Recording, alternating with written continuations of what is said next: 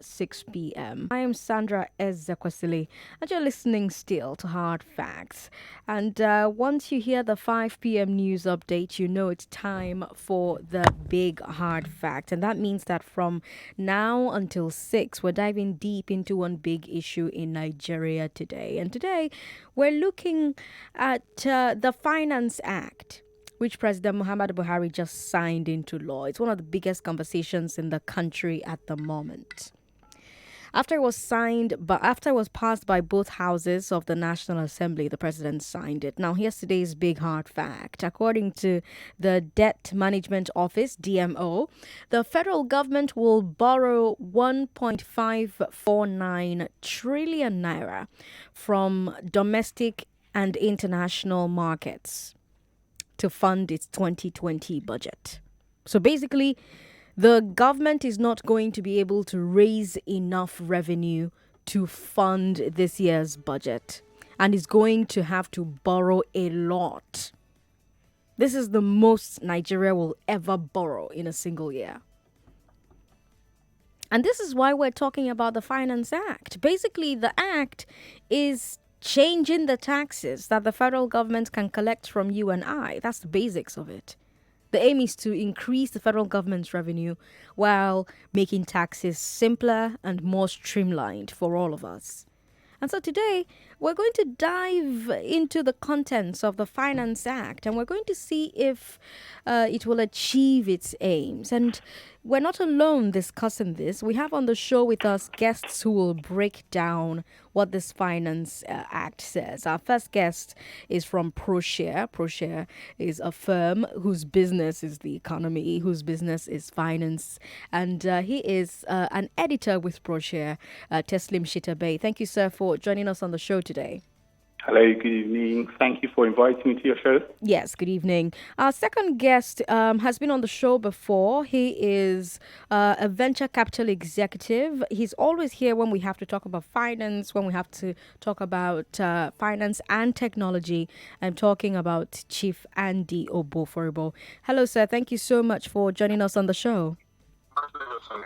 Okay, so I'm going to ask that you both pause while we try to connect Chief Oboh to a line that is clearer.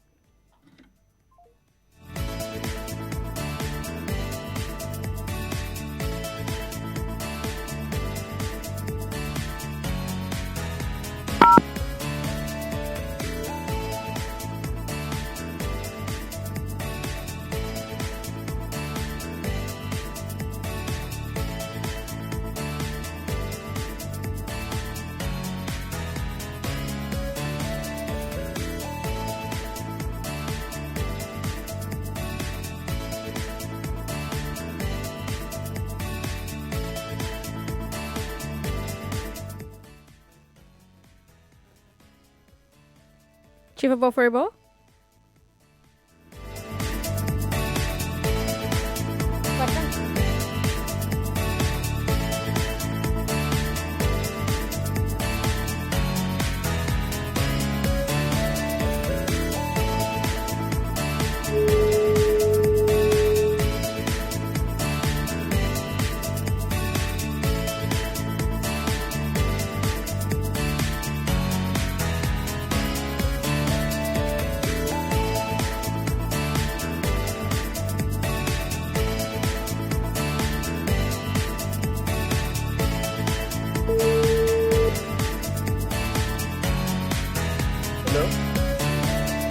All right, so we have both gentlemen on the phone. Thank you so much for your patience. We have new technology, and so we're trying to get things to work as smoothly as possible. Like I said, Mr. Teslim is with ProShare. He's an editor at ProShare. And Chief Oboh is a venture capital executive working with Oboh Technologies. Now, as the conversation goes on, I want us to be very interactive. That's for you who's listening in your car, at home, or in the office, or wherever you are. I want want to hear a lot from you. Throughout the show, I'm going to expect you to call in and answer some questions for me. So first of all, you've heard the big hard fact, right? You've heard that government's budget is higher than its revenue by 1.5 trillion naira. Going forward, government has to close that gap, and that's why it's increasing taxes under the Finance Act. So my question for you is, do you think the answer is increased taxes? Or do you think the answer is reduced spending by government? Or do you think the answer is both? Do you think government's deficit is caused by low revenues or unwise spending or both? That's a question you'll be thinking about, and that's a question you'll answer for me as we go ahead. But let me start with Mr. Teslim. Teslim, what does this Finance Act do? Okay. I would like to thank you for inviting me to the show again. First and foremost, like you rightly said in your introduction, one of the major challenges the government has had over the past few years has been the challenge with revenue. There has been a huge budget deficit, and that means that revenue collections have been much lower than expected. The government has made budgets which are just planned, but in actual fact, revenues have very well been far behind budget expectations, and therefore this new act is designed to raise revenue, to improve the government's ability to meet the plans within the budget in the fiscal year. But that being said, one must say that it isn't the only reason why the finance bill was put in place. The finance bill also is designed to stimulate investment into the country. It's also designed to ensure that small and medium-scale enterprises have a much more favorable business environment within which to grow their businesses, provide food for the entrepreneurs, as well as to generally see a better economy. Chief Oboh, I wonder if you agree.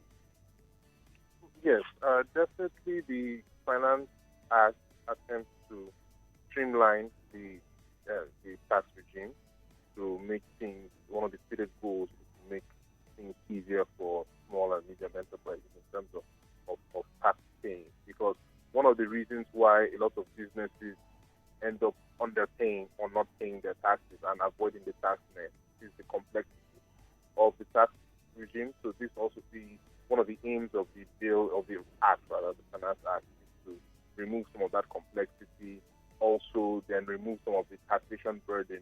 It aims to remove some of the taxation burden on the smaller businesses and poorer people. And then, of course, it's also trying to secure the revenue base of the Federation, which is eroding. And that's why we see some of the things in there about taxing justice. So, yeah, generally, I have to agree with them. All right. So the Finance Act is a law that amends other laws. Specifically, it amends 4 laws that set various federal taxes. You've got the Companies Income Tax Act. You've got the Value Added Tax Act. You've got the Personal Income Tax Act. You've got the Customs and Excise Tariff. You've got the Capital Gains Tax Act. You've got the Stamp Duty Act and the Petroleum Profit Tax. So we're going to look at each of the taxes that the Finance Act amends to see how it affects our listeners and what the full implications are. I'll start with personal income tax because that's the one that has everybody talking, right? That's the tax that all of us who are, especially those of us who are salary earners, that's the one that concerns us. The Finance Act deletes section 33, subsection 4, 5, and 6 of the Personal Income Tax Act. Those subsections provide a tax deduction for people with spouses and children.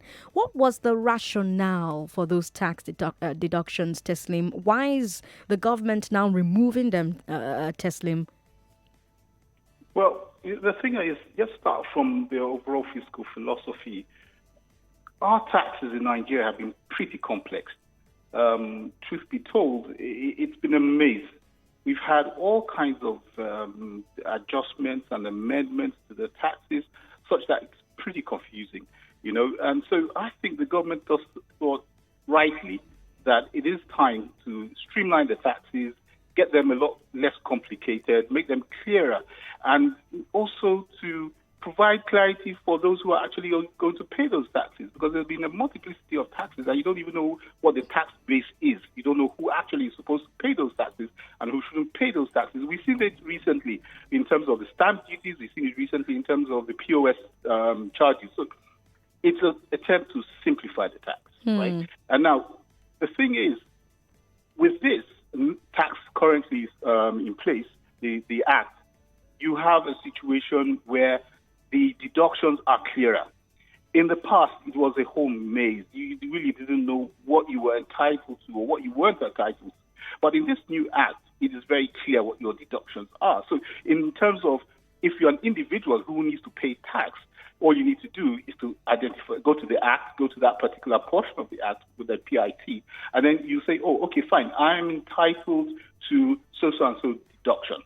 But in the past, you wouldn't really know. You perhaps resort to a tax consultant who will take you through it. And even for him himself, at the time, it could be a pretty confusing thing because the tax authorities could say that he has misinterpreted the law. But this makes it a lot simpler, quite honestly. And so that simplicity actually means more. Rather than meaning less, simplicity actually means more. The simpler your taxes are, the easier it is for people to comply with those taxes. But if it's a complex maze, you discourage them from doing the right thing. So I think it's a move in the right direction. I think it will help a lot of us. Chief Oboh? Yes. I think simplicity is always a good thing with the tax regime. But in the specific case of the deduction for children on the personal income tax, the deductions for children have always been a sore point with tax experts and with voters, because people want help when it comes to having their children, and they want financial assistance from government. And we all know the expense and difficulty of raising children and educating them. So oftentimes government will put a tax deduction for dependents. It's a common thing done over the world. In the United States, when people file their taxes, they get deductions for each child, and the deduction reduces with each child. So it's a fairly regular thing, but also it has perverse consequences. So first of all, it definitely, any deduction reduces the tax base. So that's already the first asterisk against the deduction. Then second of all, in a country like Nigeria with a high birth rate, that is a tax deduction that, if faced seriously by the eligible filers for that deduction, would significantly erode the tax base.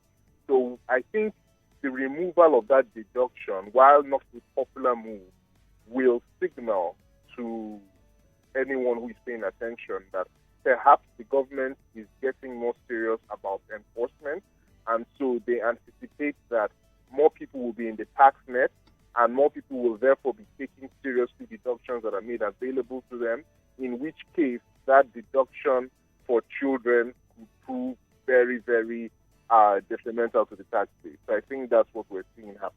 Now, the clause in the Finance Act, Mr. Shitabe, that everyone is stuck on is the tax identification number, or TIN. It says, quote, every person engaged in banking shall require that a person intending to open a bank account for the purposes of its business operations must provide a tax identification number as a precondition for opening such bank account or continued operation of a bank account. End of quote. What are the reasons for making a TIN necessary for operating a bank account, Mr. Shitabe? Okay, great question. We need to have some context. Nigeria has had one of the lowest tax to GDP ratios for any country in Africa. I mean, our tax base has been quite low. It's been about between 5 and 6% of GDP, as compared to the African average of about 17.5% of GDP. That shows that we haven't been very effective and efficient in tax collection. And I think the government based on what the challenges are with its fiscal position, has decided that, look, you know what, we need to improve the tax base. And one of the ways to get people to do that is to use the formal machineries that currently exist. The banks are a very good point in question, where we use these institutions as a basis for pulling people into the tax net, because the government wants to increase not only the tax rate, as it has done in VAT, but also the tax base. Like Chief said, the tax base is very important. You've got to have a wider number of people bearing the responsibility of state. Now, I quickly want to say this. There has been this interesting marriage between Nigerians and the government for quite some time.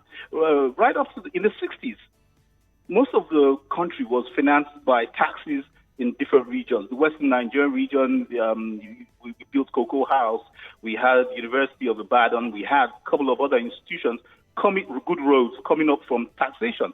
Now, immediately in the 70s, the early 70s, there was this spike in oil prices. There seems to have been this very quiet but obvious agreement between the government and the people that the government will continue to spend oil money and the people will not ask questions. And the people will not pay tax and the government will keep quiet. Now, that model, that paradigm of, okay, you know what, sell our oil and spend it as you like. We won't say anything. As long as you allow us to enjoy the services of state without you taxing us. And it was convenient for some time. But as the external environment has evolved and as domestic requirements suggest that it's no longer a sustainable model, the government has realized that, look, this can't continue. We need to get more Nigerians into the tax net so that we can meet our obligations as a government to the same people. So back to your question, I just wanted to give some context here of my interpretation of what's happened in the past. Now, so back to your question itself, I feel that the TIN number arrangement is very necessary. It's difficult to get Nigerians to express their desires through payment of taxes. What I mean by that is to link the average Nigerian with service and tax. We don't see it as this other side of a coin. We see taxes as punishment, and we see service delivery as entitlement. We are entitled to services, and paying taxes is a punishment. Why should they punish us to provide us with service? But that isn't the case. Globally, it's you pay your taxes and you hold government responsible for services and infrastructure. You know? So now using the TIN is that it is controversial. I agree. I mean, there are a lot of issues surrounding it, but it is expedient. I'm not saying it's the best way to go about it, but it's the most expedient way to go about it given our unique circumstances. Expedient, he says. Chief Oboh, before I come to you, let me remind the person who's just joined us that we're talking about the contents of the Finance Act. The president has signed it into law. It was passed by both houses of the National Assembly. And I have on the show with me the managing editor at ProShare. ProShare is a financial services firm. And his name is Teslim Shita-Bey. He's the person who just talked about the expediency of the drive to get everybody to own a TIN. My second guest is the head of business development for Sana Capital. Sana Capital is a venture capital firm. So he's plugged into the business community, and that's why he's here to provide insights into the implications of the Finance Act for business. Chief Oboh, what do you think about the points that Mr. Shita-Bey has raised? I think we have a situation in Nigeria where people don't want to pay tax. Tax avoidance is now cultural. It's a way of life. And as Teslim said, you need people to pay tax so that they will feel a sense of ownership in government. You know, they say no taxation without representation. You know, also no representation without taxation. If people are not contributing, they don't have any skin in the game, they are more likely to look the other way and the government do what it wants. So definitely steps have to be taken to bring people to the table and make them pay their fair share of tax. I always say to people when this issue comes up, because what people always say is, well, why should people pay tax when right now government services are not perfect? So, but here's the example I always give. Or why should I pay tax? What are they doing with the other taxes I've paid? Okay, now you have a mobile phone and you pay for your airtime, even when your network is not good, you're still going to pay for your airtime next time. You don't say, I'm not going to use my phone anymore because network was bad. I'm not going to load credit anymore. But the truth of the matter is that if Nigerians could make calls without loading their credit, and then later on the phone company had to go and look for them to pay, everybody will japa, everybody will hide and make calls. So the issue is really avoidance. It's not, yes, quality of service is one of the problems, but the true issue is avoidance. But if people come to the table and are mandated to pay, guess what happens? They start putting pressure on government to improve that quality of service, because this money that you took from me by force, you must justify it. But many people are worried about this tin clause, Chief Oboh. There's a Yes, fear that I wanted to come there because I think I have to disagree slightly with the idea that it's an expedient way. okay. And here's why. I think that this is another example of government stressing Nigerians for something that could be done in a straightforward way. Okay. Because if you own a bank account, you own a BVN. Every Nigerian who owns a bank account and every Nigerian company that owns a bank account has a BVN. So so already there is a track record of all those people. Some of them are in the tax net, some of them have been avoiding it. But right now, they all have bank accounts, and those bank accounts all have BVN. So could the government simply assign a tin to every BVN that already exists? It's as simple as that, Sandra. It's just that simple. You say, okay, you know what? Let the CBN give us the full database, the full list of BVNs and the names attached to them. So the government has that. Then the FIRS and the Joint Tax Board compares that database to their own TIN number database, because each TIN number is associated to either a BVN or an NIN or both. So you now compare, and then any bank account whose BVN is not connected to an existing TIN number, you just generate a new TIN, and then you send them a message through their bank. Or everybody, we're getting account statements, alerts on our phones and our emails. Send them a message. Hey, God don't catch you. FIRS don't catch you. We have given you a TIN number. Start filing your taxes. And it's that simple. So if it's as simple as that, why put the stress on Nigerians to say we're going to shut down bank accounts until you bring your TIN number, especially when we know that this is Nigeria and the government may make errors. But this is Nigeria, Mr. Shitabe. This is Nigeria. Yeah. So just to avoid a situation where we wake up on February 1st and some banks have already frozen our accounts, how can my listener get a TIN this week? Well, I think I agree with Chief really on in terms of the technical details of getting a TIN. His arguments are quite sound, really, because if we are saying they're BVNs and the FIRS can access those BVNs and attach TINs to them, fine, all well and good. But then again, there are a lot of people who are outside the formal sector, and of course, they may not necessarily have bank accounts. They may operate in silos of local credit systems. I'm not too sure that will work. And, you know, the Nigerian economy has a very vibrant informal sector. So the issues will be, how do you get these informal people into the tax base?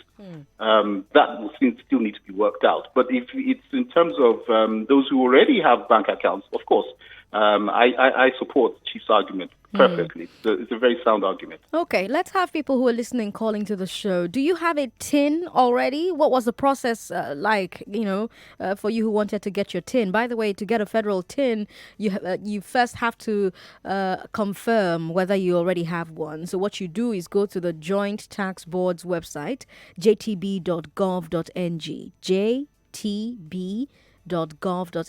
Click the link to verify TIN. You'll see that there. I hope you're doing it right now as I'm saying it. So go to jtb.gov.ng vat.gov.ng. Click the link to verify TIN. It will give you the option to verify by entering either your BVN or your NIN. That's your national identification number. If your TIN is in the database, it will show you. If it's not in the database, you'll have to go to the nearest FIRS or JTB office to apply. Now, if you want to get a Lagos TIN, you go to the website etax.lirs.net. etax.lirs.net. That's the Lagos Inland Revenue Service e-tax site. So you can apply for one by using your BVN as well, and you'll get it online immediately. I tried mine, I think it was on Saturday, and I got it in my email instantly. I even got it while I was on the site immediately. I'm still yet to get my federal tax identification number. I'm going to work on getting that eventually. But do you have yours? Have you gotten yours? What was the process like? Are you trying to get your own? How far? How's it going? Do you think government should have just allocated a tin to every BVN holder automatically, the way Chief Oboforibo suggested earlier on? I have on the show with me Chief Andy Oboforibo, who is the head of business development for Sandra Capital. It's a venture capital firm. I also have on the show with me the managing editor for ProShare, a financial services firm, Mr. Teslim Shiterbe, and we're talking about the contents of the Finance Act recently signed into law. Our numbers are 012770993, 012771993, 012772993, and 012773993. Twitter to us as well. Twitter is at Nigeria Info FM. I started the show by sharing today's big hard fact, and I wanted to find out what you think the answer to Nigeria's money problems are. Do you think it's increased taxes under the Finance Act, or do you think it's reduced spending by government? Or do you think it's both? Do you think government's deficit is caused by low revenues or unwise spending? Or do you think it's both? Hello. Hello. Thanks for calling. Yeah, how are you doing? I'm very well. Thanks for calling. Okay, Wale Amzat is my name. Welcome, Wale. Go ahead. I'm calling from Agbara. All right, go ahead. Okay, well, I want to say something because I had a discussion going on in the studio where they said that BVN can be used to generate tin. They will make it. It will make it very easy. But I want to tell you that not everybody that has BVN, that is running a business. Then I don't think there should be any hula baloo about government saying that presentation of tin is a precondition for opening account. And I even know maybe they are trying to legalize it. But I want to tell you that as far as I know, in the last 5 years, there's no business account that is running in Nigeria without a BVN. I need you to check it out. So it's not a new thing that is just coming in now. I work in the bank, and I want to tell you that CBN for over 5 years has made it as a condition to open account, and those accounts that does not have BVN have long been shut down. I don't think anybody's making an argument about not having BVN, though. No. I mean, I'm not talking about BVN. I'm talking about TIN. There's no account that is business account that is presently running that does not have a TIN. Yeah, but we're talking about the personal income tax now, the personal TIN, not the business TIN. You know, you're supposed to have your own personal TIN, Abi? Yes, definitely. That's the one we're talking about, not the business one. Okay, if it's a business, because I look at no, it's not. Yeah, and you can't even have a business without having TIN. So we're talking about personal income tax, not business. That is. Thanks for calling. Hello. Hello. Yes, thanks for calling us. Yeah, thank you. Yeah, my name is Alawi. I just quickly need clarification here. Okay. If I have a company, I need it in for that. Now, if I'm also an employee, do I also need a TIN? If you are also an employee, do you need a TIN? Yeah. Yes, you do. Wow. Yes, you do. Interesting. Yes, you do. Because you're supposed to pay tax from your salary. So you need a TIN. Wow. Okay. Do I need to also get the LIRS and FRS? I don't know if you need. Well, we have the finance guy here, Mr. Teslim. Does he need both? Do I need both? I have LIRS, but I've not gotten federal yet. Do I need to have both? Well, the truth of the matter is that I think if you have the state, then yes, you should be good, because there's a joint tax body that harmonizes the position of the various taxpayers. Oh, okay. All right. So there you have your answer. So maybe if you have one, you don't need the other one. But we'll have to ask you for both when you have him back on the line. Okay. Because this, we need to bring it to the notice of the people. You know, our people always ask. Well, that's what we're doing. That's why we're having this conversation on the show. I really appreciate it. Thank you. Thanks for calling us. Okay, let's take a quick break, and then we'll come back and continue this conversation. We're about to move to the next phase of the Finance Act. I'm talking about taxing of digital services. Now, that's another big thing that the Finance Act does. It makes all digital services used in Nigeria taxable in Nigeria. So let's talk about that. This act amends the part of the Corporate Income Tax Act that defines what a Nigerian company is now. So a foreign company that provides digital services in Nigeria can now be considered a Nigerian company and taxed accordingly. So when we come back from the break, let's find out, what the implications of that are and why it was adopted. You're listening to Sandra Ezekwesili. We're examining the Finance Act on Hard Facts on 99.3 Nigeria Info. We're streaming this conversation on Facebook. We're streaming on YouTube as well. So leave your thoughts for us on these platforms. I'd like to hear what you think. I'd like to hear what you think about Nigeria's fiscal problem. I'd like to hear what you think about the taxes. I'd like to hear if you have already gotten your tin. What's the process been like for you? Is this the first time you're hearing about this? Tell me all of that after the break. Hard Facts will be right back.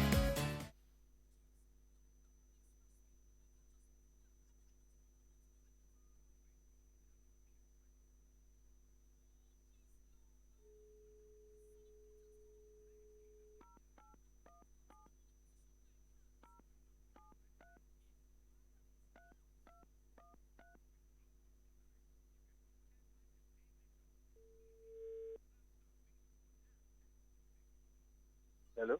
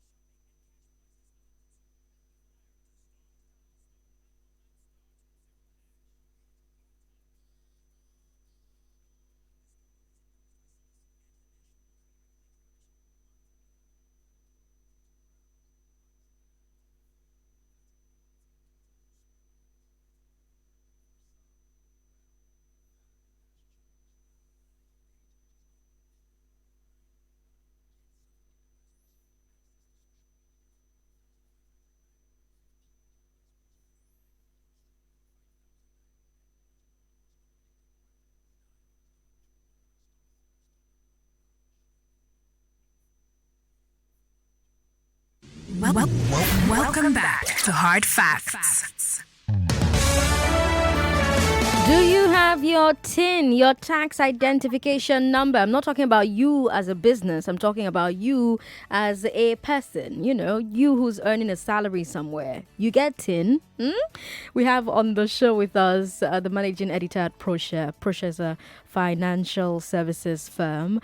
I'm talking about Mr.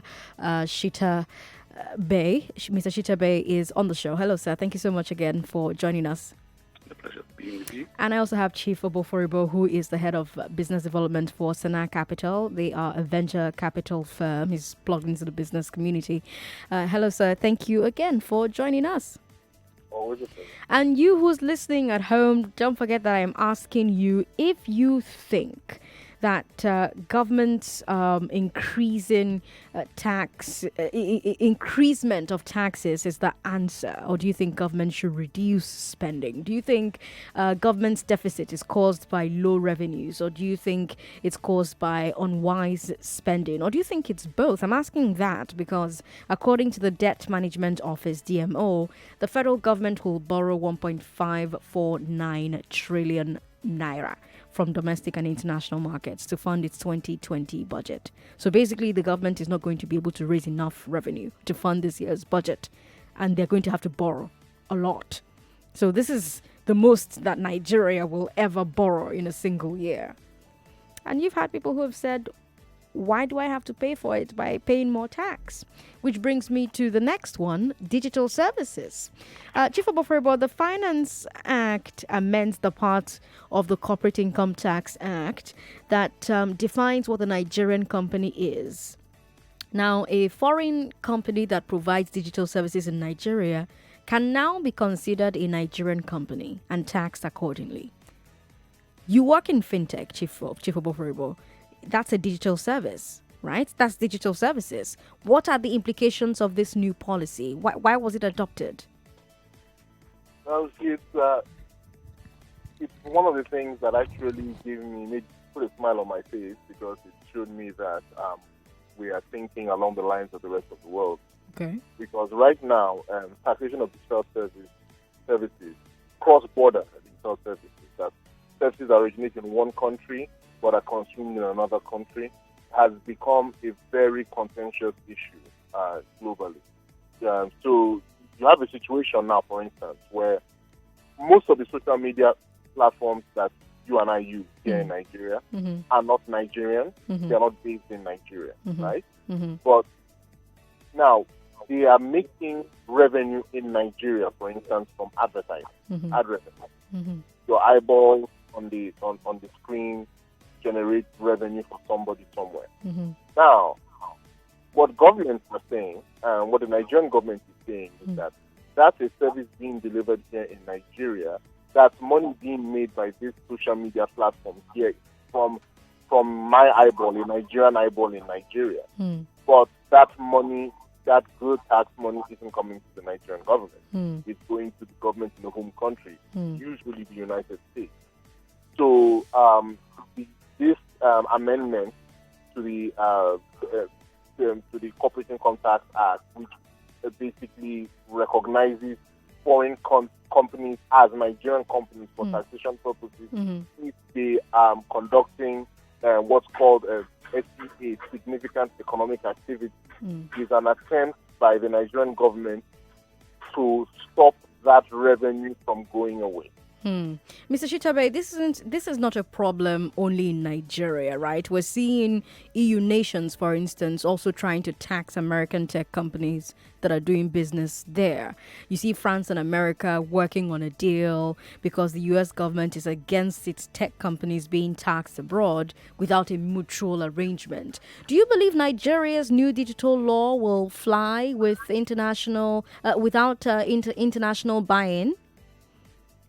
Well, that's a good question. The truth of the matter is basically that Nigeria is an early adopter of considerations taken by the Organization of Economic Development globally. In other words, there is an international organization that has pushed for this kind of internalization of taxation, if you would call it that. If, like Chief had rightly pointed out, you're generating some money from Nigerian eyeballs, and the revenue streams in terms of taxes go to the home country, then there's something, I think, intuitively wrong with that kind of arrangement. Will the other foreign countries buy into it? Perhaps, yes, with time, they will. I mean, it's for me, it's the way to go.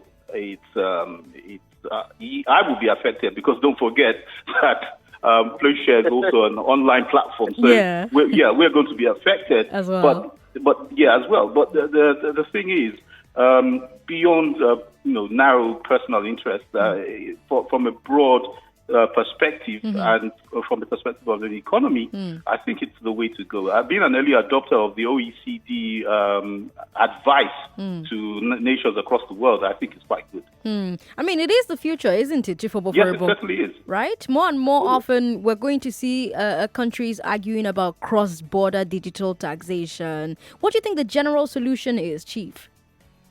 Yes, I think like Mr. Teslin pointed out, the OECD framework is right now the closest thing we have to a workable solution. What the OECD is basically trying to do is convince countries that, look, here's the way it works fairly.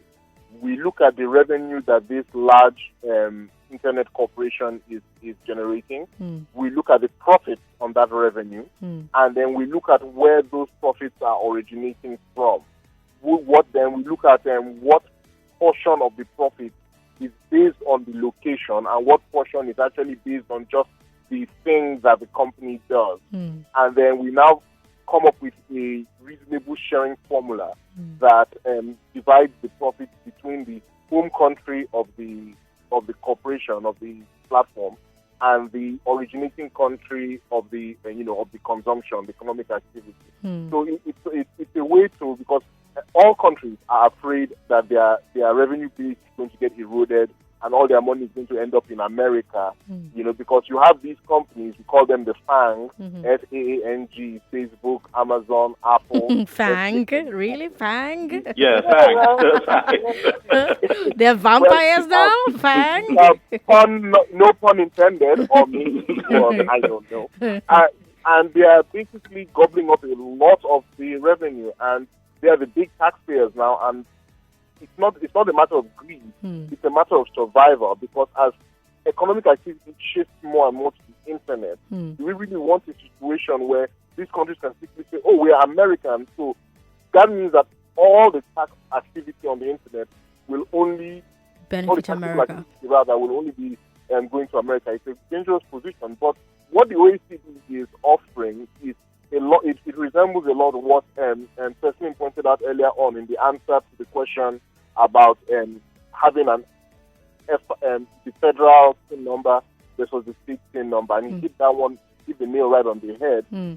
The revenue, it does not matter. The revenue comes to one person and it's shared according to the formula. And so basically, the OECD is asking for that to be adopted for digital taxes across countries. Okay, let's come back to the phone lines. 01277 0993, 01277 1993, 01277 2993, and 01277 3993. What other questions do you have? We're still going to talk about VAT. That's a conversation that Mr. Teslin and I had when we were getting ready for this show. He had a lot to say about VAT, so I want to come back to him with questions about that. But I want to hear your thoughts. I want to hear your questions.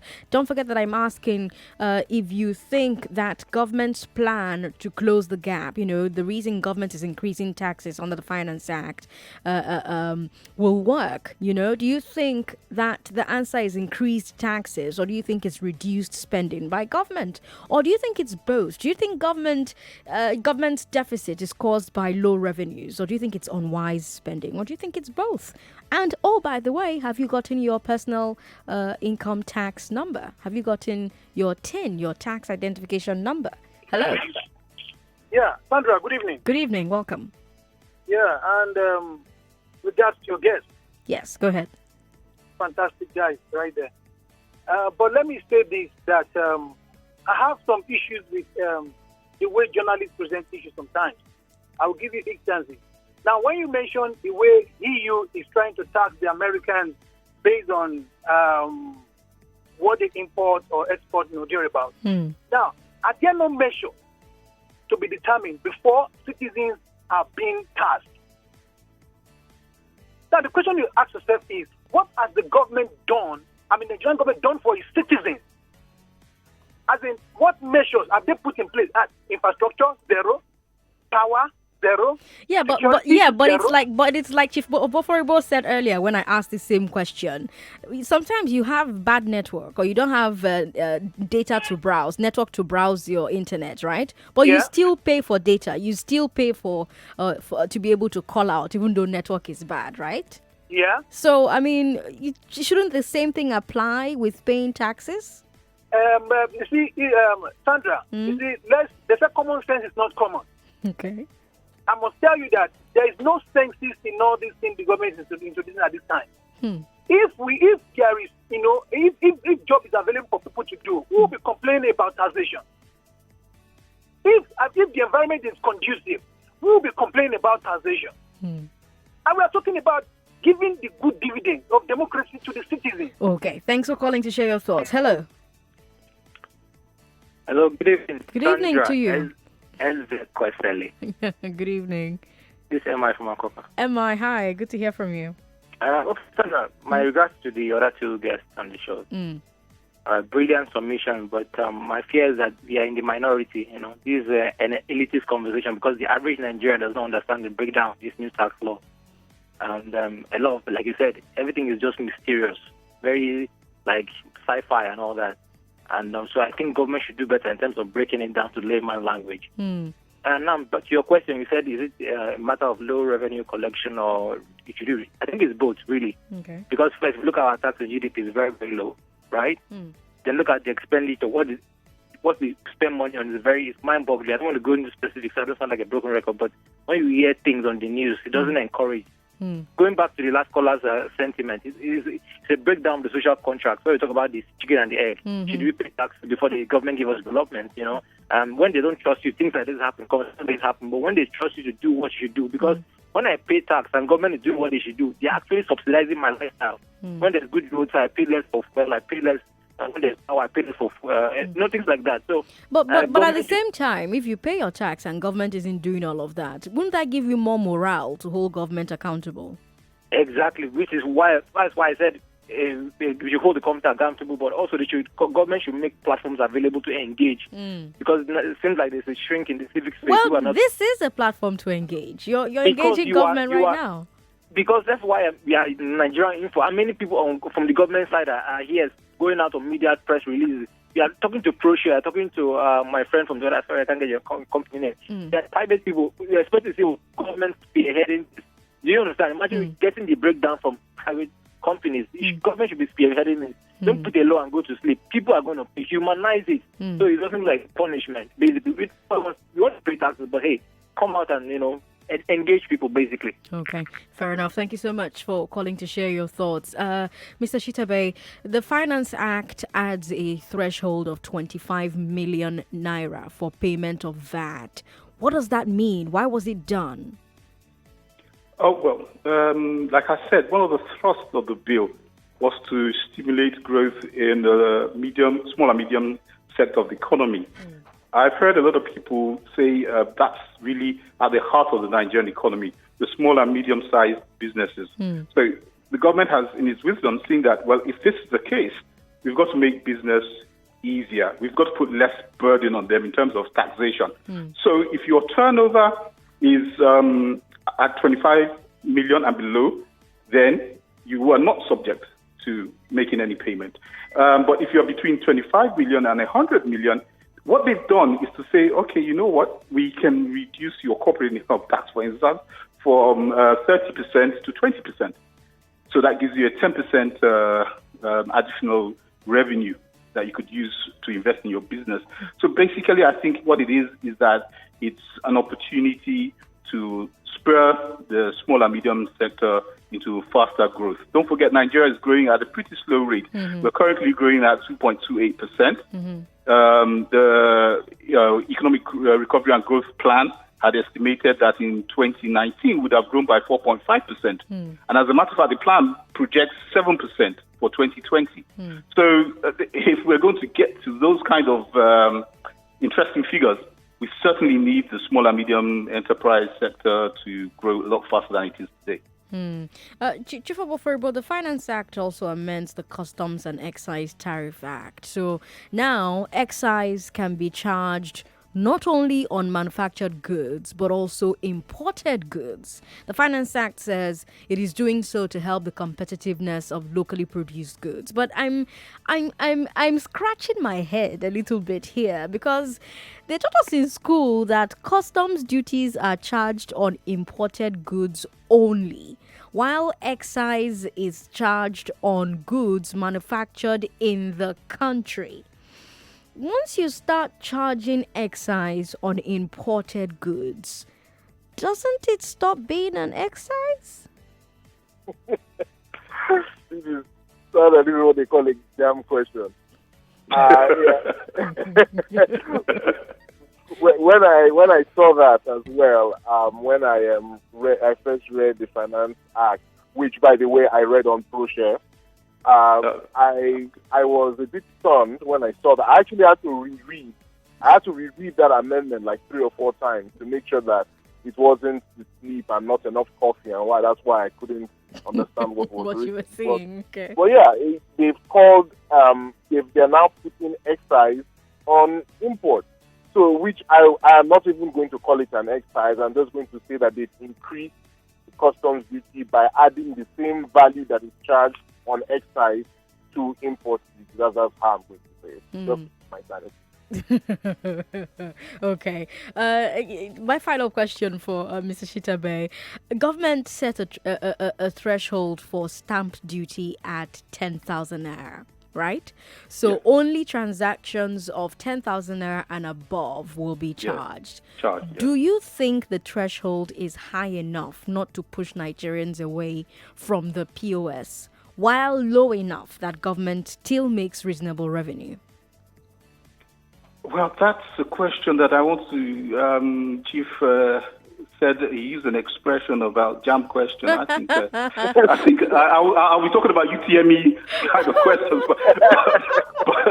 But yes, you do have a valid point. I mean, that threshold is quite low, to be honest with you. Personally, I see that the threshold as low. I think it should be a bit higher. But then again, see, the thing is, we need to avoid throwing away the baby with the bathwater. The bill has generally moved in the right direction, but there are areas that I think need tinkering. And both the last question you asked, Chief, I think is a place where we need to also review. I also think this is also another area of the bill that needs some revision. Okay. Now, everyone who's been messaging me has been asking me if the TIN affects individual account holders, or is it strictly for corporate entities? Chief Oboh, please help us. It's for personal, because like one of your callers pointed out, companies already need TIN numbers. So what's happening now is that requirement is being extended to individuals as well. So everybody needs to get that TIN number. So is it only for people who are salary earners, or as soon as you have a bank account, you have to have a TIN? Bank account, you have to have a TIN. Okay. And actually, let's put it this way. Every Nigerian should have a TIN. You know, it is now part of your duty as a responsible citizen to have a taxpayer identification number, because you're supposed to be a taxpayer.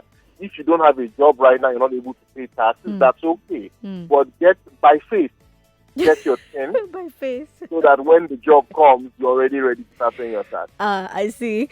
Chief Andrew Oboh is the head of business development for Sandra Capital, the venture capital firm. He's deeply plugged into the business community, and so he's brought lots of insights to the conversation. And I have somebody else from the financial services community as well, a financial services firm, actually. It's called ProShare, and he's been sharing a lot of insights on the conversation as well. His name is Teslim Shitabe. He's the managing editor at ProShare. Thank you so much, gentlemen, for your time this evening. It's been a pleasure. All right. Good evening. Thank you. Let's evening. come back to you now. 01277 0993, 01277 1993, 01277 2993, and 01277 3993. Aghogho walked into the studio at the end of the conversation. So he's going to take your calls. All right. Good evening. What's your name and where are you calling from? Yeah, good evening. I'm calling from Kenya. All right, please go ahead. Hello. Yeah, we can hear you. Please go on. Okay. The issue about the tap is it's actually not a problem. It's sometimes supposed to be. But now, growing up, we were were not educated about this, and we didn't really see why we have to do this also. And also, we didn't see what the government was doing with it. So that's why it's like a challenge. It's like you're coming to collect something that you actually didn't put in our hands, or you didn't put a facility in our hands, and you're trying to collect something in return. Then secondly, regarding what the somebody, I think he's one of the moderators about paying the tax and about the network. I think that's not right. If I have a network and the network is not functioning, I will buy another network. Yes, and that's why many people have multiple lines. So And you can have multiple governments. You get what I'm saying? No, but isn't that symptomatic of a deeper problem? Isn't that symptomatic of our ability to manage or adjust? Should we be adjusting and managing instead of demanding that things be better? Yes. Now the point is, over time, our demanding has not given anything. So we're actually afraid because we've entered one chance where we just pay and we don't get anything in return. So if we actually have seen our demand being met over time, then we know that if we pay more, we can demand more. But the point is, we've not seen anything of such. So telling me to pay more is like just locking me up, like just trying to rob me of my money, knowing fully well that you could not do anything. And obviously, that's somewhat right, looking at the scenario. So I personally, I think good move, but I think the selfish move from the government. Okay. And now, check out the budget, check out what they are spending, check out how much they are spending. I don't know whether it's renovation or what. That's outrageous. Do you want to use my money to be doing all that? That's the question. Do you want to use all my money to do all of that? Making your children fly the private jet? All right, thanks for calling to share your thoughts. All right, hello. Kindly. Okay. That would work. Yes. Yeah. Hello and good evening. Good evening. Great. What's the name and where are you calling from? Ebuka from Moshi. Ezekiel. Ebuka. All right. Please go on. Good evening, Sandra. Good evening. At the end of the guest, say something about with trade. The minimum wage is 30,000, right? How much should be collected from the individual? It's 30,000 naira, sorry. Then, like, I have two accounts. Will I be taxed from each account? Well, no. I think the same way you have one BVN. Okay. You have one tax, right? You have one tax number. So they're going to work that down and figure out how much tax you have to pay. So maybe if you don't have the complete tax in one account, they will draw both from both accounts. But actually, now you supposed to pay. They won't take it. Now you go pay. Now, like what the person said. He said, "Do I pay?" Now, if I'm not working, they're sending money to my account. Will I be taxed? No, if you don't have a job, you can't be taxed. I don't think so. Then money enters my account because it says something that... How is the money entering your account? People are dashing you money now. Yeah, thank you.